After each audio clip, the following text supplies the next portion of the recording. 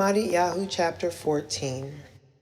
Around that time, Herod, the regional governor, heard of the fame of Yeshua and said to his attendants, "This must be Yochanan the Immerser. He has been raised from the dead.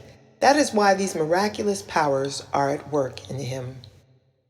For Herod had arrested Yochanan, put him in chains, and thrown him in prison because of Herodias, the wife of his brother Philip, since Yochanan had told Herod, "It violates the Torah for you to have her as your wife."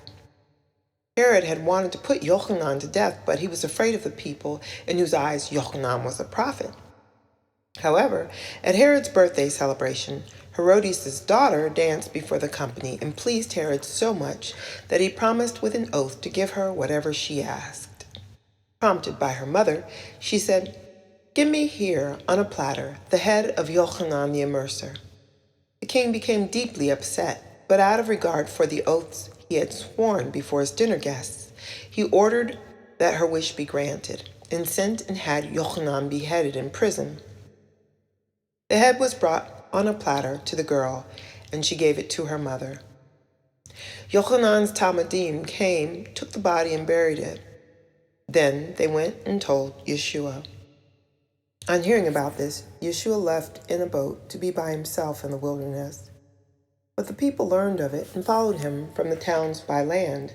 So when he came ashore, he saw a huge crowd, and filled with compassion for them, he healed those of them who were sick. As evening approached, the Talmudim came to him and said, "This is a remote place, and it's getting late. Send the crowds away so that they can go and buy food for themselves in the villages." But Yeshua replied, "They don't need to go away. Give them something to eat yourselves." "All we have with us," they said, "is 5 loaves of bread and 2 fish." He said, "Bring them here to me." After instructing the crowds to sit down on the grass, he took the 5 loaves and the 2 fish, and, looking up toward heaven, made a barakah. Then he broke the loaves and gave them to the Talmudim, who gave them to the crowds.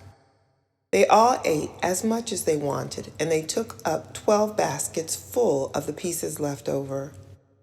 Those eating numbered about 5,000 men, plus women and children. Immediately he had the Talmudim get in the boat and go on ahead of him to the other side, while he sent the crowds away.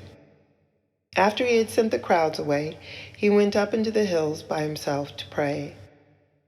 Night came on, and he was there alone. But by this time the boat was several miles from shore, battling a rough sea and a headwind. Around 4 o'clock in the morning, he came toward them, walking on the lake. When the Talmudim saw him walking on the lake, they were terrified. "It's a ghost," they said, and screamed with fear. But at once Yeshua spoke to them. "Courage," he said, "it is I. Stop being afraid." Then Kepha called to him, "Lord, if it is really you, tell me to come to you on the water." "Come," he said. So Kepha got out of the boat and walked on the water toward Yeshua. But when he saw the wind, he became afraid, and as he began to sink, he yelled, "Lord, save me!" Yeshua immediately stretched out his hand, took hold of him, and said to him, "Such little trust, why did you doubt?" As they went up into the boat, the wind ceased. The men in the boat fell down before him and exclaimed, "You really are God's Son." Having made the crossing, they landed at Gennesaret. When the people of the place recognized him, they sent word throughout the neighborhood and brought him everyone who was ill. They begged him that the sick people might only touch the tzitzit on his robe, and all who touched it were completely healed.